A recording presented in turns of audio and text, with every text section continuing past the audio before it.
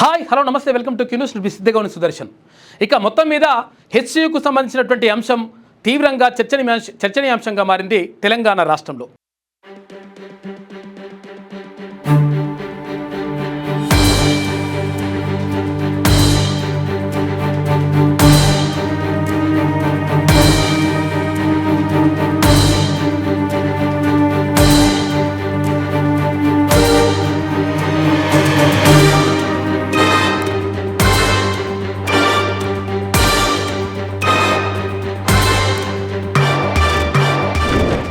ఎందుకంటే ఇక్కడ హైదరాబాద్ సెంట్రల్ యూనివర్సిటీకి సంబంధించినటువంటి భూమిని ప్రభుత్వం బలవంతంగా లాక్కుంటుందనేటువంటిది ఇక్కడ హెచ్సియు చేస్తున్నటువంటి వాదన.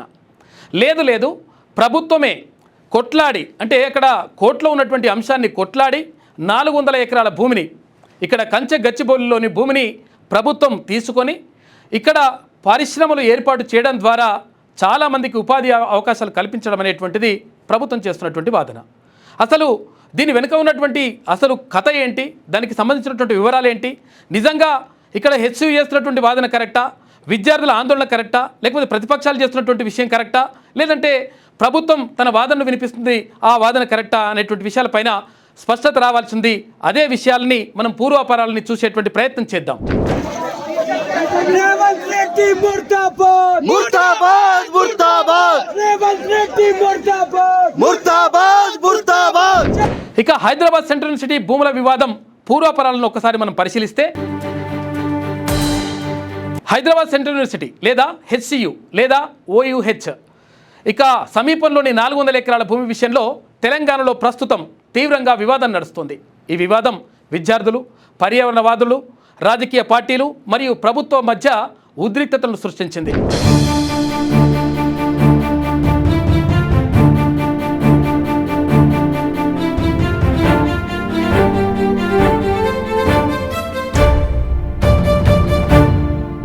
ఈ భూమికి తెలంగాణ ప్రభుత్వం వేలం వేసి ఐటీ పార్కుగా అభివృద్ధి చేయాలని నిర్ణయించడంతో ఈ గొడవ మొదలైంది. అయితే దీనికి వ్యతిరేకంగా విద్యార్థులు నిరసన చేస్తున్నారు. ఇది పర్యావరణానికి హాని కలిగిస్తుందని, యూనివర్సిటీ భూమిని కాపాడాలని డిమాండ్ చేస్తున్నారు విద్యార్థులు. ఈ విషయంలో పూర్వాపరాలను వివరంగా చూస్తే ఇలా ఉంది పరిస్థితి. కేసీఆర్ కాలగర్భలో కలిసిపోయాడు. మరి కొద్ది రోజుల లోపల కబ్జాదారుడు రియల్టర్ యనమల రేవంత్ రెడ్డి అనే వ్యక్తి ఈ రాష్ట్రానికి ప్రభుత్వ యూనివర్సిటీ కబ్జా చేయాలని హైదరాబాద్ సెంట్రల్ యూనివర్సిటీకి సంబంధించిన 400 ఎకరాల భూమిని ఆదాని కంపెనీకి అప్పచెప్పాలనే ఒక ఉద్దేశంతో రేవంత్ రెడ్డి గుర్తుపెట్టుకో, తెలంగాణ గడ్డ అంటేనే ప్రశ్నించే తత్వం అనేది. నీ ఎన్నికలలో నీ జిమ్మిక మాటలతోటి మాయామాటలతోటి అధికారంలోకి వచ్చినావు. మాయా మంత్రాలు లేకుండానే నీ అధికార పీఠాన్ని కోల్పోతావు. కాంగ్రెస్ పార్టీ కార్యకర్తలారా, కాంగ్రెస్ పార్టీ నాయకులారా, మేధావులారా, విద్యావంతులారా, ప్రభుత్వ రంగ యూనివర్సిటీని కాపాడుకోవాల్సిన బాధ్యత మీ మీద ఉన్నది. అధికారంలోకి వచ్చిన కాంగ్రెస్ ప్రభుత్వం 6 గ్యారంటీల తర్వాత 7వ గ్యారంటీగా మేము ప్రజాస్వామ్యాన్ని పునరుద్ధరిస్తాం ప్రజాపాలన పేరుతో వచ్చిన ఈ ప్రభుత్వం 6 గ్యారంటీలకు 7వ గ్యారంటీకి వ్యతిరేకంగా ఈరోజు కర్కశత్వంగా ఈరోజు పరిపాలన చేస్తుంది. 400 ఎకరాల భూములను విలువైన భూములను ప్రైవేట్ పరం చేస్తున్నది ఒక కాంగ్రెస్ ప్రభుత్వం. విద్యార్థులు కానీ, అక్కడ విద్యార్థి సంఘ నాయకులు కానీ, ప్రజాస్వామికవాదులు కానీ ఆ భూములు హెచ్సియుకే చెందాలనే ఉద్దేశంతో వాళ్ళు జేసీబీలకు అడ్డంగా శాంతియుతంగా నిరసన చేస్తున్న విద్యార్థులపై అక్రమంగా పోలీసులు జులుం జలిపిస్తూ వాళ్ళ బట్టలు చించేస్తూ ఎక్కడ పడితే అక్కడ ఆడవాళ్ళని మగవాళ్ళని లేకుండా ఇష్టం వచ్చినట్టు తోసేసుకుంటా విద్యార్థులను కర్కశంగా లాఠీచార్జ్ చేయించిన ఇది కాంగ్రెస్ ప్రభుత్వం, రేవంత్ రెడ్డి ప్రభుత్వం. కేసీఆర్ ఫామ్ హౌస్కు పరిమితమైన, నువ్వు కూడా జూబ్లీ ఫామ్ హౌస్కే పరిమితమైన. ఇక భూ వివాదానికి సంబంధించి మూలాన్ని మనం పరిశీలిస్తే 1975లో భూమి కేటాయించారు హైదరాబాద్ సెంట్రల్ యూనివర్సిటీకి. అయితే హైదరాబాద్ సెంట్రల్ యూనివర్సిటీ 1974లో స్థాపించబడింది. 75లో అప్పటి ఆంధ్రప్రదేశ్ ప్రభుత్వం ఈ యూనివర్సిటీ కోసం 2324 ఎకరాల భూమిని కేటాయించింది. ఈ భూమి హైదరాబాద్లోని కంచె గచ్చిబౌలి ప్రాంతంలో ఉంది. ఇది ప్రస్తుతం ఐటీ హబ్గా అభివృద్ధి చెందినటువంటి ప్రాంతం. తర్వాతి సంవత్సరాల్లో భూమి కోత అయితే కాలక్రమేణా 2324 ఎకరాల భూమిలో దాదాపు 700 ఎకరాల భూమిని వివిధ ప్రభుత్వ సంస్థలకు, ఉదాహరణకు IIT, విద్యుత్ సబ్స్టేషన్లు, బస్ డిపో కేటాయించారు.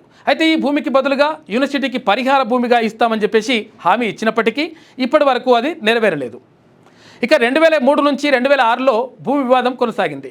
ఇక IMG భారత్కు కేటాయింపు 2003లో అప్పటి ఆంధ్రప్రదేశ్ ప్రభుత్వం చంద్రబాబు నాయుడు నేతృత్వంలోని 400 ఎకరాల భూమిని IMG భారత్ అనే ప్రైవేటు కంపెనీకి స్పోర్ట్స్ ఇన్ఫ్రాస్ట్రక్చర్ అభివృద్ధి కోసం కేటాయించింది.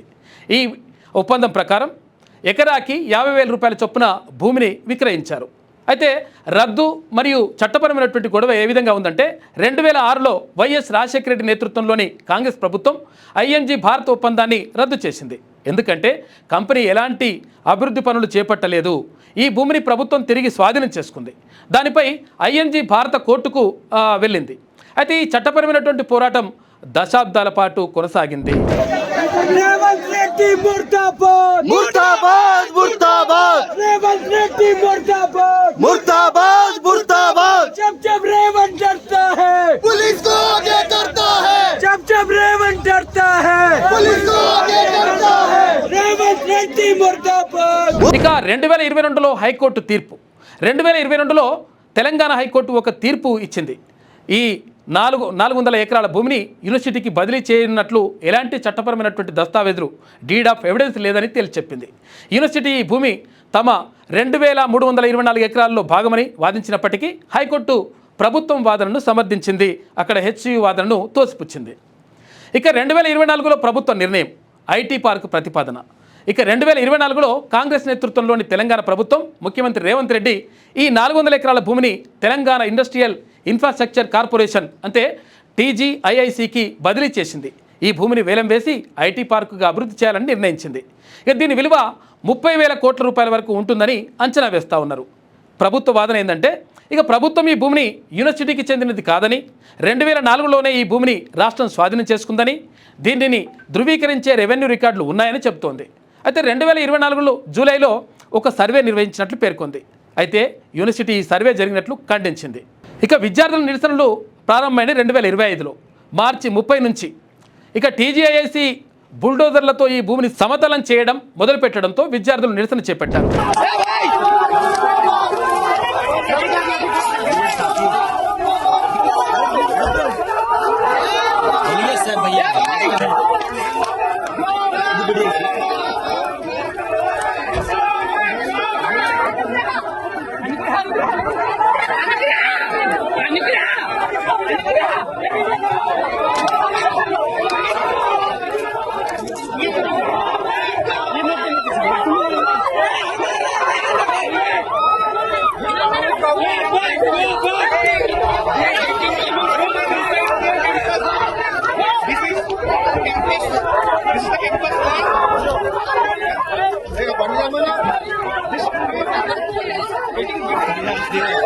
వారు ఈ భూమిని హైదరాబాద్ యొక్క ఆఖరి గ్రీన్ లంగ్స్గా అభివర్ణిస్తూ దీనిలోని పర్యావరణ వ్యవస్థ మష్రూమ్ రాక్ చెట్లు వన్యప్రాణులు నాశనమవుతుందని ఆందోళన వ్యక్తం చేశారు.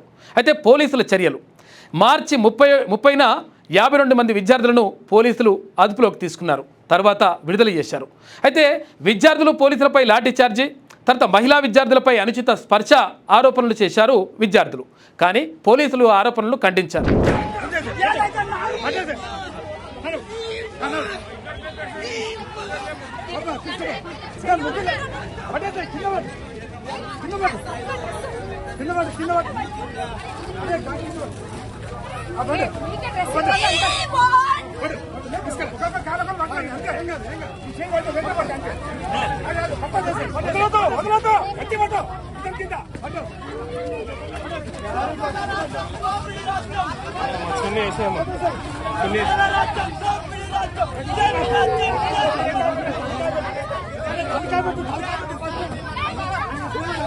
అనిర్దశ నిరసన ఏప్రిల్ 2 నుంచి యూనివర్సిటీ స్టూడెంట్స్ యూనియన్ అనిర్దశ నిరసన మరియు తరగతుల బహిష్కరణ ప్రకటించారు.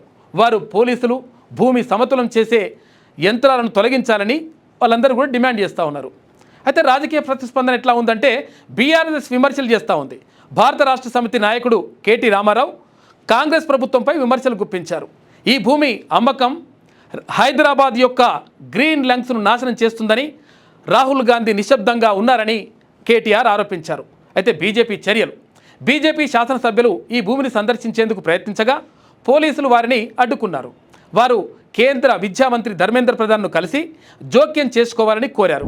సమయం ఇవ్వండి, మా జవాబు చెప్తాము, కోర్టులో మా కౌంటర్ ఫైల్ చేస్తాము అన్నారు. మరి ఆ 10 రోజులు ఏం పడిపోయిందని వాళ్ళ బుల్డోజర్లు పంపి అర్ధరాత్రి అపరాత్రి లేకుండా ఉన్న చెట్లన్నీ కూలగొట్టి అక్కడున్న పశువులను చంపేసి అక్కడున్న పక్షులను గూళ్ళు చెదిరేటట్టు చేసి ఈ 10 రోజులు దొంగల్లాగా ఎందుకు వ్యవహారం చేస్తున్నారు? ప్రభుత్వ భూమి అన్నమాట నిజమే అయితే ఎందుకు ఈ దొంగ వ్యవహారం? ఎందుకు పగటిపూట పోవట్లేదు? ఎందుకు అర్ధరాత్రి దాడి చేస్తున్నారు? కోర్టు సెలవులు చూసుకొని శనివారం, ఆదివారం, ఉగాది, రంజాన్ ఇవి చూసుకొని వందల వాహనాలు అక్కడ పంపి బుల్డోజ్ చేస్తారా? ఇదేనా ఒక ప్రజాస్వామ్యంలో ఒక నీతివంతమైన పరిపాలన అందించే వాళ్ళు, ప్రజాపాలన అని చెప్పుకునే వాళ్ళు చేయాల్సింది? I think the time has come. మేము కూడా ఇప్పుడు ప్రభుత్వం కనుక వెనక్కి తగ్గపోతే మేము కూడా పిలుపునిస్తాం. మొత్తం హైదరాబాద్ ప్రజలతో పాటు మా ప్రజాప్రతినిధులందరం కూడా we will march to HCU. వదిలిపెట్టం. ప్రభుత్వం వెనక్కి తగ్గాల్సిందే, తగ్గకపోతే వదిలిపెట్టం. ఎట్టి పరిస్థితుల్లో కూడా ఊరుకోం. ఇక ప్రభుత్వ రక్షణ. Telangana deputy CM Mallu Bhatti Vikramarka, IT మంత్రి డి శ్రీధర్ బాబు ఈ భూమి యూనివర్సిటీది కాదని, దీనిని ఐటీ అభివృద్ధికి ఉపయోగిస్తే ఉద్యోగాలు వస్తాయని చెప్పేసి వాళ్ళు వాదిస్తున్నారు. ఎవరో ప్రైవేట్ వ్యక్తి చేతుల్లో పోయిన 400 ఎకరాలు కాపాడి అక్కడ కూడా ఇటువంటి సాఫ్ట్వేర్ ఇండస్ట్రీస్ సంబంధించినటువంటి మన నిరుద్యోగ యువకులకి చదువుకుని యూనివర్సిటీస్ నుంచి చదువుకొని బయటకు వచ్చేటువంటి నిరుద్యోగ యువకులకి మంచి ఉద్యోగ అవకాశాలు దొరికేటట్టుగా ఒక ఇంటర్నేషనల్ సంబంధించినటువంటి సాఫ్ట్వేర్ ఇండస్ట్రీస్ తీసుకొచ్చి అక్కడ ఏర్పాటు చేయడం కోసం ప్రయత్నం చేస్తే వాళ్ళందరికీ మళ్ళీ ఉద్యోగ అవకాశాలు వస్తాయి కదా అని ఆలోచనతో మేము చేస్తున్నాం తప్ప వేరే ఆలోచనే లేదు ఇక్కడ మాకు.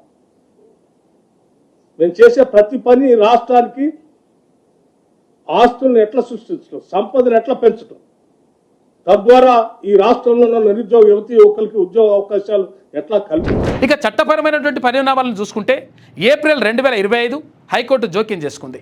ఏప్రిల్ 2, 2025న తెలంగాణ హైకోర్టు ఈ విషయంలో జోక్యం చేసుకుంది.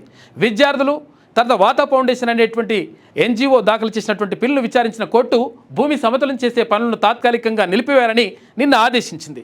ఈ కేసు తదుపరి విచారణ ఏప్రిల్ 3న జరగనుంది. అయితే పర్యావరణ ఆందోళనలు, పిటిషనర్లు ఈ భూమిని డీమ్డ్ ఫారెస్ట్గా ప్రకటించాలని, వన్యప్రాణుల సంరక్షణ కోసం చట్టం కింద నేషనల్ పార్కుగా చేయాలని కోరారు. అయితే ప్రభుత్వం ఈ భూమి అటవీ భూమి కాదని, రెవెన్యూ రికార్డులో అలా లేదని వాదిస్తూ ఉంది.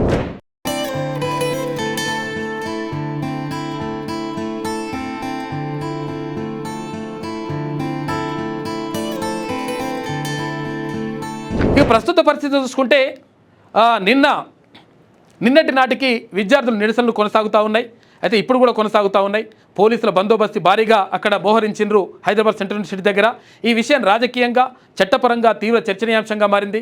కేంద్ర పర్యావరణ మంత్రిత్వ శాఖ కూడా తెలంగాణ ప్రభుత్వం నుంచి నివేదిక కోరింది. దీనిలో వివాదం జాతీయ స్థాయిలో దృష్టిని ఆకర్షిస్తోంది. అయితే నిశ్చితంగా మనం పరిశీలిస్తే ఒకసారి ఈ వివాదం 2 దశాబ్దాలుగా కొనసాగుతున్నటువంటి భూ యాజమాన్య గొడవ నుంచి ఉద్భవించింది. ప్రభుత్వం దీనిని ఆర్థిక అభివృద్ధికి ఉపయోగించాలని భావిస్తుంటే విద్యార్థులు మరియు పర్యావరణవాదులు మాత్రం దీనిని పర్యావరణ సంరక్షణ కోణంలో చూస్తున్నారు.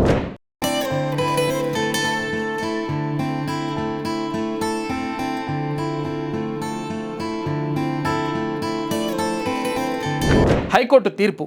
అయితే ఇవాళ కేంద్రం జోక్యం ఈ విషయంలో తుది నిర్ణయాన్ని నిర్దేశించేటువంటి అవకాశం ఉంది. అయితే విషయం ఏంటంటే అసలు యాక్చువల్గా ఇక్కడ హైకోర్టు ఇచ్చేటువంటి తీర్పు ఏ విధంగా ఉంటుంది? నిజంగా ఇది అటవీకి సంబంధించినటువంటి అటవీ భూమి పరిధిలోకి వస్తుందా, లేదంటే నిజంగా తెలంగాణ ప్రభుత్వం చెప్తున్నట్టుగా తెలంగాణ ప్రభుత్వానికి చెందుతుందా అనే విషయం పైన ఇప్పుడు స్పష్టత రావాల్సి ఉంది. అయితే హైకోర్టు తీర్పు నేపథ్యంలో నిజంగా ఎలాంటి పరిణామాలు చోటు చేసుకుంటాయనేటువంటి విషయం పైన ఆసక్తి నెలకొని ఉంది. అయితే మొత్తం మీద హైదరాబాద్ సెంట్రల్ యూనివర్సిటీకి సంబంధించినటువంటి రిజిస్ట్రార్ కూడా ఇది హైదరాబాద్ సెంట్రల్ యూనివర్సిటీకి సంబంధించినటువంటి భూమే. తెలంగాణ ప్రభుత్వం అంటే గతంలో ఏపీ ప్రభుత్వం అంటే యూనివర్సిటీకి సంబంధించినటువంటి భూమిని తీసుకున్నప్పుడు ఆ భూమికి సంబంధించి బదులుగా ఇంకొక భూమిని ఇవ్వలేదు కాబట్టి ఈ భూమి మాదే అనేటువంటి వాదనలు వినిపిస్తూ ఉన్నారు అక్కడ హైదరాబాద్ సెంట్రల్ యూనివర్సిటీకి సంబంధించినటువంటి ప్రొఫెసర్లు. దీనికి సంబంధించి విద్యార్థులు నిరసన చెప్తా ఉంటే అక్కడ ఉన్నటువంటి ప్రొఫెసర్లు కూడా విద్యార్థుల నిరసనకు మద్దతుగా నిలిచినటువంటి పరిస్థితి కనిపిస్తూ ఉంది. ఈ నేపథ్యంలో పోలీసుల లాఠీచార్జ్, తర్వాత రకరకాలుగా నిర్బంధం, ఎక్కడికక్కడ ఆంక్షలు విధించినటువంటి పరిస్థితి మాత్రం హైదరాబాద్ సెంట్రల్ యూనివర్సిటీలో కనిపిస్తూ ఉంది. ఏది ఏమైనప్పటికీ ఇప్పుడు హైకోర్టు ఇచ్చేటువంటి తీర్పు పైన పూర్తిగా ఈ విషయం మొత్తం కూడా ఆధారపడి ఉంది. అయితే తెలంగాణ రాష్ట్ర ప్రభుత్వం చెప్తున్నట్టుగా నిజంగా ఇది పరిశ్రమల కోసం అంటే పారిశ్రామిక అభివృద్ధి కోసం కేటాయిస్తారా, లేదంటే ఇక్కడ హైదరాబాద్ సెంట్రల్ యూనివర్సిటీ భూమిగా ఇది తేలుతుందా? ఒకవేళ తేలితే ఆ హైదరాబాద్ సెంట్రల్ యూనివర్సిటీకి ఈ భూమిని బదిలీ చేస్తారా అనేటువంటి విషయం పైన స్పష్టత రావాల్సి ఉంది. ఏది ఏమైనప్పటికీ మేము 100% ఉద్యమాన్ని కొనసాగిస్తాం. తర్వాత ఇది హైదరాబాద్ సెంట్రల్ యూనివర్సిటీకి భూమికి సంబంధించినటువంటి విషయమే కాదు, వన్యప్రాణులకు సంబంధించినటువంటి విషయం కూడా. ఇక్కడ చాలా జంతుజాలం ఉంది, పక్షులు ఉన్నాయి, తర్వాత ఇక్కడ అటవీ ప్రాంతం ఉంది. అక్కడ ఉన్నటువంటి పక్షులకు, జంతువులకు, జీవ వైవిధ్యానికి ఇది విఘాతం కలిగిస్తుంది అనేటువంటిది ఇక్కడ పర్యావరణవేత్తలు చెప్తున్నటువంటి మాట. ఏది ఏమైనప్పటికీ ఇక్కడ ఉన్నటువంటి భూమిని అమ్మడానికే, ఈ 400 ఎకరాల భూమిని అమ్మడానికే ప్రభుత్వం ప్రయత్నం చేస్తూ ఉందని చెప్పేసి అక్కడ బీఆర్ఎస్ ఆరోపిస్తూ ఉంది. అయితే మీరు గతంలో అంటే ఇక్కడ కోకాపేటలో కానీ, తర్వాత ఇక్కడ ఏది ఉప్పల్లో బగాయత్లో కానీ రకరకాలుగా భూములు అమ్మినటువంటి మీరు భూముల అమ్మకం గురించి మాట్లాడేటువంటి కనీస అర్హత మీకు లేదు అని చెప్పేసి ప్రభుత్వంలో ఉన్నటువంటి పెద్దలు చెప్తున్నటువంటి మాట. ఏది ఏమైనప్పటికీ అక్కడ భారతీయ జనతా పార్టీ మాత్రం 100% ఇది అటవీకి సంబంధించినటువంటి భూమి, లేదంటే ఇక్కడ హైదరాబాద్ సెంట్రల్ యూనివర్సిటీకి సంబంధించినటువంటి భూమి, ఏదో విషయం తేల్చాలని చెప్పేసి అక్కడ కేంద్రంలో ఉన్నటువంటి మంత్రులను కలిసి విజ్ఞాపన పత్రాలు కూడా ఇవ్వడం జరిగింది. మొత్తం మీద ఈ వివాదం అంటే పూర్తిగా తొలగిపోవాలంటే అసలు యాక్చువల్గా నిజంగా ఏంటంటే ఈ భూములను అమ్ముతున్నారు, అమ్మడం ద్వారా వచ్చినటువంటి ఆదాయంతో ఆ డబ్బులతోటి ఇక్కడ ఏదైతే అప్పులు ఉన్నాయో, లేదైతే ప్రభుత్వ కార్యకలాపాలు ఉన్నాయో వాటిని నడిపించుకోవాలనేటువంటి ఉద్దేశంతో ప్రభుత్వం ముందుకెళ్తుందనేటువంటిది కూడా ఆరోపణలు వస్తూ ఉన్నాయి.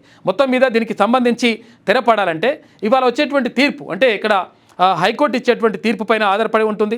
తర్వాత ప్రభుత్వం తీసుకునేటువంటి నిర్ణయం నిజంగా మరి పరిశ్రమలకు కేటాయిస్తుందా, లేదంటే నిజంగా అమ్మకం చేపట్టి దాని ద్వారా వచ్చినటువంటి ఆదాయంతో 30,000 కోట్ల రూపాయలు ఆదాయంతో మరి పథకాలకు ఏమైనా కేటాయిస్తుందా? నిజంగా ఒకవేళ అట్లా కేటాయిస్తే ఇక్కడ విద్యార్థుల నుంచి కానీ, ఇక్కడ తెలంగాణ సమాజం నుంచి కానీ ఎలాంటి నిరసనలు వ్యక్తమవుతాయనేటువంటి విషయం పైన స్పష్టత రావాల్సి ఉంది. మొత్తం మీద జరుగుతున్నటువంటి వివాదానికి సంబంధించి ఇప్పటి వరకు హైదరాబాద్ సెంట్రల్ యూనివర్సిటీకి సంబంధించినటువంటి వివాదానికి సంబంధించి ఇలా ఉన్నాయి వివరాలు. లేటెస్ట్ న్యూస్ తెలుగు మరియు ఇంగ్లీష్ అప్డేట్స్ కోసం ఇప్పుడే క్యూన్యూస్ అఫీషియల్ యాప్ ని ప్లే స్టోర్ నుండి డౌన్లోడ్ చేసుకోండి. సరికొత్త సమాచారాల కోసం క్యూన్యూస్ వెబ్సైట్ ని ఫాలో అవ్వండి. ఛానల్లో ప్రాంతీయ, జాతీయ, అంతర్జాతీయ వార్తలు వీక్షించండి. లైక్ చేయండి.